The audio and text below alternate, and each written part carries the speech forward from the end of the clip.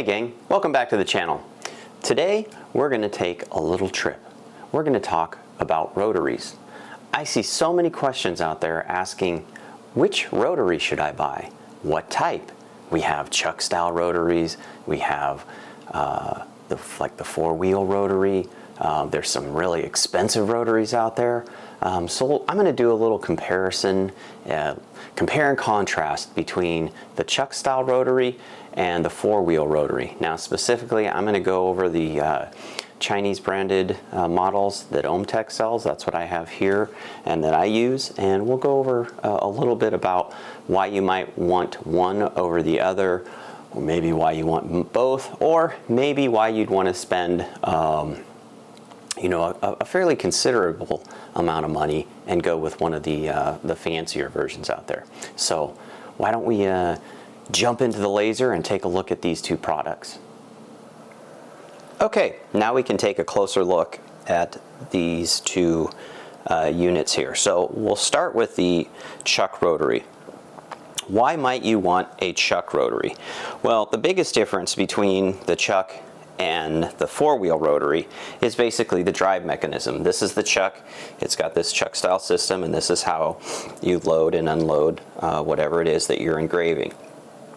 Now, the biggest advantage of a chuck rotary is it's not going to slip. It's a little more accurate. It has a 100% firm mechanical grip on whatever you put in here. Now, in this situation, I have an adapter here just because these metal jaws, if I put them on this metal cup and tighten it, I could actually bend the metal cup or leave, little imprints in there. So typically these are a good idea to use, but you don't have to. Now, this is one reason that you may want to spend more money. If you're looking at rotaries, you've probably heard of the pie burn. That's probably the most popular one out there. There's also some more expensive ones from Rotoboss and Mansfield's Customs. Those will tend to, I know especially the pie burn has if you get their grip, it's got a three jaw grip that's got silicone or rubber. So when you're gripping the inside of a tumbler, you're not going to damage it. Rotoboss just came out with I think they call it the Talon. It's a four-fingered rotary head, and that has 4 fingers. Also, it's got some rubber or silicone grips. So again, various ways of doing that. These on your more inexpensive chuck styles are going to have this metal head with these metal teeth. So much less expensive, but that is something to think about. So when I mention you have this direct drive, if I turn this 90 degrees, my cup moves 90 degrees. It's 1-to-1. Now, we're not going to go into the internals and settings of all this here. You can take a look at my other videos to go over that. But basically, as this turns, your cup turns, right? Now, most of these are going to have, this is kind of a mix between it's really probably based on a lathe.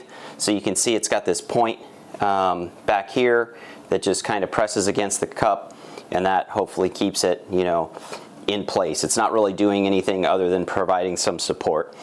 When you get into your longer tumblers, like a 40-ounce type tumbler, this one actually, when you bring it off, you actually have to kind of almost bring it off these rails to get it to fit if you're using any kind of an adapter.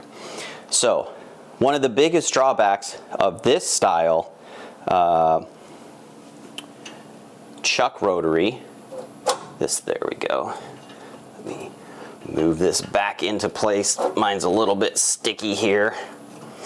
This does lock down here, but one of the biggest drawbacks of the chuck style rotary that I have here, and again, another reason why you may want to spend additional money on them, is on a tapered cup like this one here.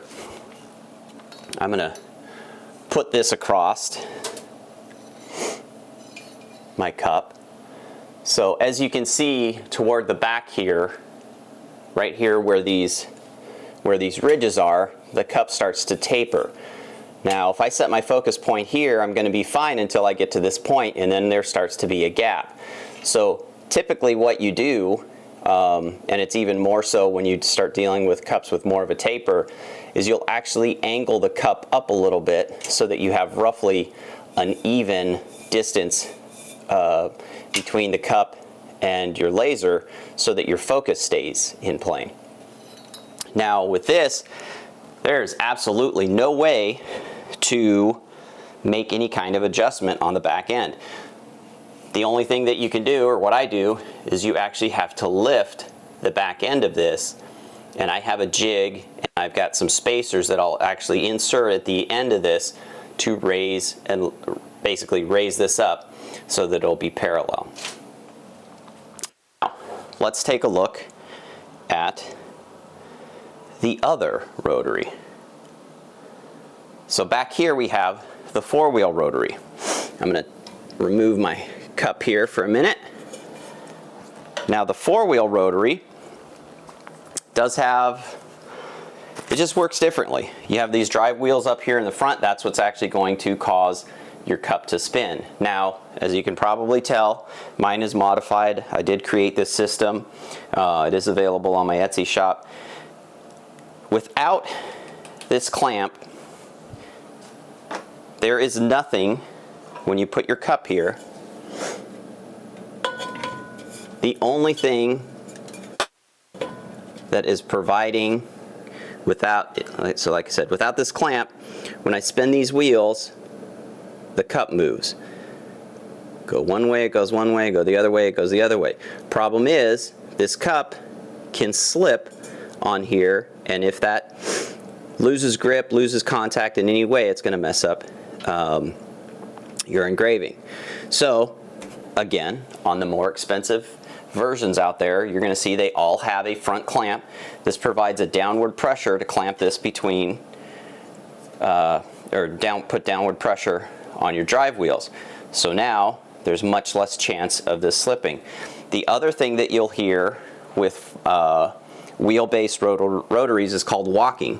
What happens is, especially on a tapered cup, or if it's got any kind of design, something like this, your cup can walk back and forth. So as you're engraving, if your cup does this walking back and forth motion, of course that's also going to screw up your engraving. So as this is designed, there really is nothing to prevent walking. So what I have designed, one, I have a front clamp here. This keeps the front, or I'm sorry, I call this a front handle stop. It also comes in handy if you're doing handled tumblers, but this keeps the cup from moving any further forward. And then we have a rear stop here that is adjustable, so I can put that against the back of the cup. And now my cup can't walk back or forward as I'm doing an engraving. So the problem, as I've already mentioned with the 4-wheel rotary, is that ability for this to slip. Now, one of the benefits to at least the design on this rotary is this back section here.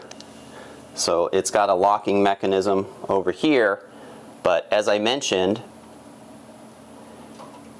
you would want to raise or lower the cup so that it is parallel. So if I turn this knob, you can see the back end. Right now I'm lowering the back end, or I can raise it. So I don't have to change the height of the entire rotary. I can just use this little platform back here to raise or lower the cup. So that's another advantage of this style system. Again, those more expensive rotary out there, like the Pyburn or the Rotoboss, they have various systems, whether it be a screw or a jack that will raise and lower this, and they will also have something similar or maybe a little more fancy than this with a that provides some pressure from the backside to keep this from walking back or forth. So two different systems out there. those are some of the pluses and minuses of both of them. So hopefully now you know a little bit more about rotaries and which one you might buy. Sometimes people ask me, well, if you only had the money for one, which one would you get? I started with the 4-wheel, and I've been very happy with that. I use it all the time to do tumblers.